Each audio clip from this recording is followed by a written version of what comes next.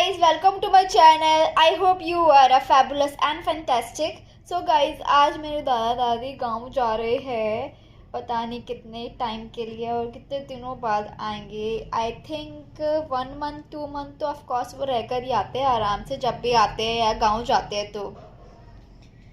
वो लोग जा रहे हैं, उनकी कैब बुक हो गई है एंड टाइम भी हो गया है फुल आने का। मैं दिखाती हूँ आपको एंड उनको हम गुड बाय कहते हैं फाइनली। एंड वो जा रहे हैं, देखो। चलो मैं आपको दिखाती हूँ कि वो लोग के जा रहे हैं एंड उनको गुड बाय कहते हैं। हम लोग बोलेंगे कि जल्दी आना, से बाय कर कर आते हैं। कितनी सैड बात है, वो लोग गाँव जा रहे हैं बट उनको कोई काम है गांव में, इसलिए वो लोग जा रहे हैं। बहुत जल्दी आएंगे फिर घर वापस।